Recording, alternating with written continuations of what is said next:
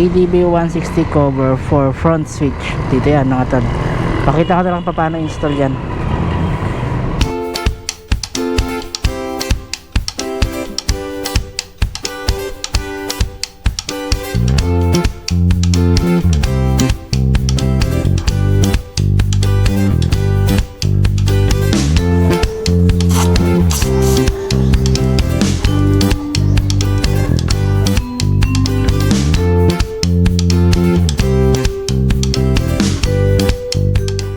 Alright, welcome back to my channel mga tol. Bali, pag-uusapan natin ngayon kung ano yung mga nagiging problema sa ADB 160 at siguro sa mga other unit na rin ng motor. Kung anong kadalasan nangyayari tuwing dire-diretso ang ulan. Ayan, 2 weeks na halos dire-diretso ang ulan dahil sa bagyo.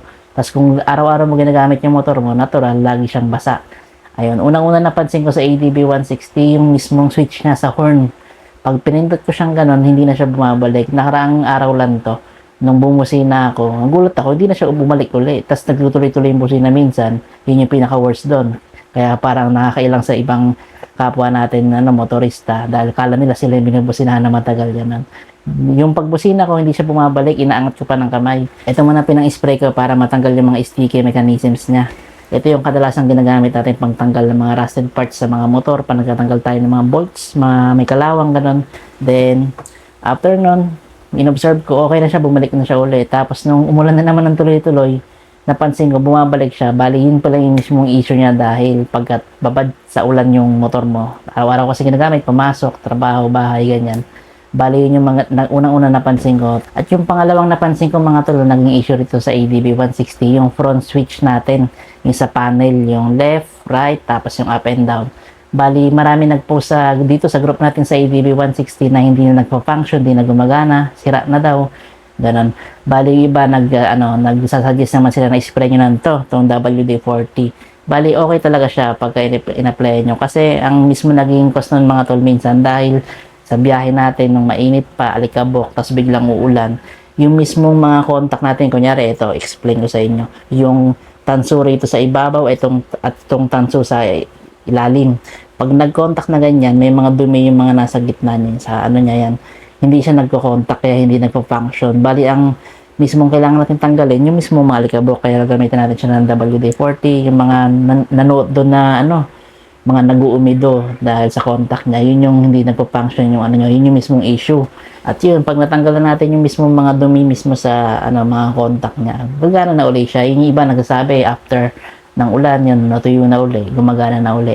Ayun, para maiwasan natin yung bibili tayo ngayon ng front switch cover sa SEC, sa main, dun sa sa 10th Avenue, SEC Moto Supply main branch. Ayun, dun tayo bibili. Nakita ko lang online yun, yung pinost sila sa page nila, 100 pesos lang yun. Bali, sadyain natin ngayon, puntahan natin para makabili tayo. Ayun, para ma-prevent natin na hindi masira yung mga switch natin sa harapan ng panel. Ayun, yung mismong switch dun. Bali, lagyan natin siya ng front switch cover. Bale, ito pakita ko sa inyo kung paano yung pag-install nun. Then, explain ko na rin sa inyo mga tol kung ano pinagkaiba nitong dalawang itong WD-40.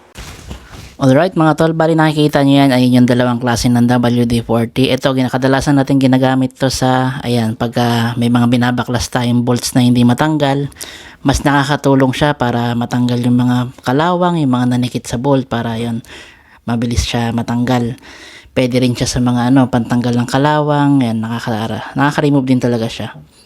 Then, ito, mapapansin nyo naman na nakalagay yan, stops, squeaks, yung pag-iingay ng minsan sa isang bakal parang nagkukuskusan. Yan.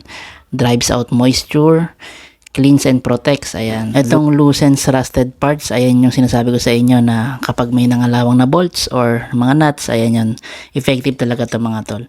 Nakakatanggal siya ng mga paninikit. Ayan, natatanggal niya yung mga rusted parts. Tas freeze sticky mechanisms. Ayun. Pwede rin itong mga tol sa switches. Hindi naman siya nakakapag-grounded ng Marami na rin nagsabi na okay siya. Hindi siya conductor ng electricity. Yun yung yata yung pagkakalam ko. Pwede siya. Itong isang WD-40 rin. Ayan. Specialist contact cleaner. Para maalis siguro yung mga residue ron sa loob ng nung mismong switch niya, mas okay ito. Kasi ito, pag natalsikan kayo nito mga tol, para siyang acetone, yung pantanggal ng cutics yun, malamig siya na ang bilis matuyo. Ayan, ito yung nakaano niya, clean sensitive electrical parts. Ayan, para talaga sa electrical to. Fast acting and leaves no residue. Ayun, safe on plastic. Kaya marami nagsabi, apply mo ng WD-40, iba naman nasa isip agad nila. Ito, WD-40 na ito lang. Ito kasi yung pangkadalasang ginagamit mga tol. Ayan. Meron din hindi nakakalam na iba na iba't ibang klase ang mga gawa ng WD-40. Ito para to sa mga contact cleaner sa mga switch, kadalasan talaga to mga tol. Pagka naglulus yung nyo, kunyari sa busina nyo, naglulus yung hindi siya gaano bumubusina agad, parang putol-putol.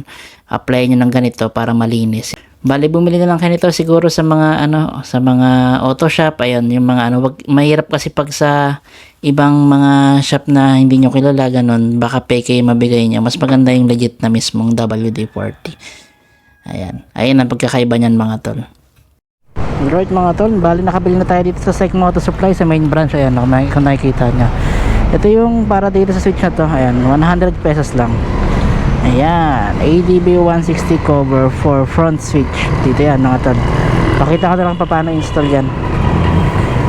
Alright, biyahe na muna tayo. Lagay muna natin siya rito. Ayan, let's go. Uwi na tayo.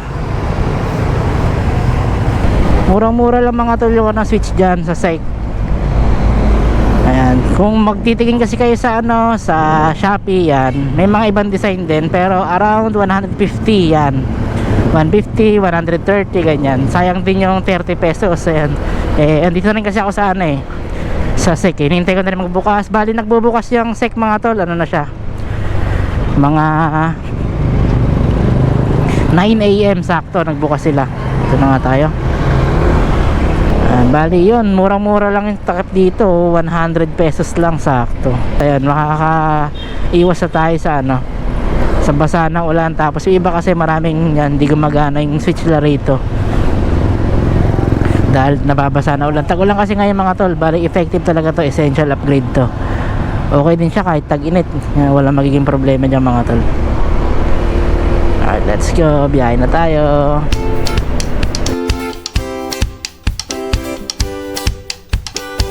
Ito yung binili nating front switch cover. Bali gagamit tayo ng tissue dito mga tol at itong alcohol. Ito yung gagamitin natin pantanggal sa mga oily na nakadikit mismo dyan sa front switch cover natin sa paligid. Punasan lang natin.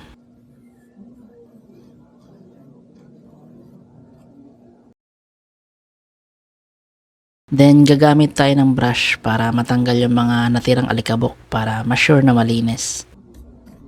Then i-actual natin to para malaman natin kung paano natin ikakabit. Brushin din natin ng konti. Then tanggalin na natin tong double-sided tape. Pantay lang natin pag-install dito mga tol. Para ma-sure na lapat at pantay yung pagkakadikit niya mismo sa front switch cover na i-apply natin.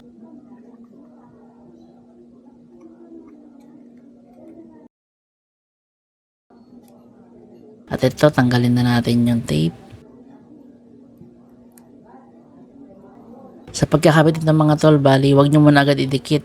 I-check nyo muna kung talaga nakasentro, nakapantay siya para maayos ang pagkakabit natin. Ayan. Then ito, i-massage na natin siya para diin para mas lumapat yung mismong double-sided tape niya. Mas dumikit na maayos. Bahagyang may konting diin para mas okay. Ayan, buksan natin. Ayun yung magiging itsura niya mga tol.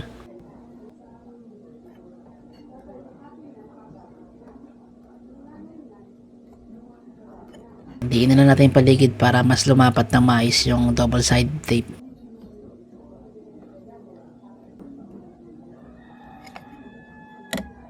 Ayan, ayun yung final. Hindi naman nakakapangit, mas okay pa siya tignan. Safe na ang front switch cover natin. Okay.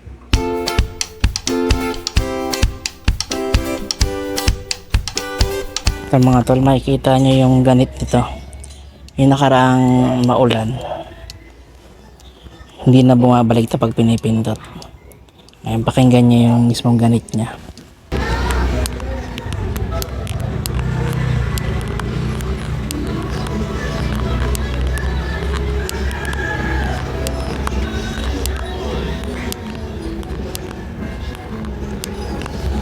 Yung nakaraan talaga hindi na bumabalik itong mga tol. Dahil sa tagulan niya na mismong brown niya.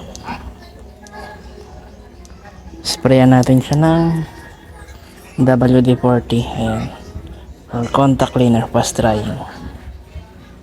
Pwede rin itong WD-40 na to, pero yan, inuna ko na siyang lagyan nakaraan.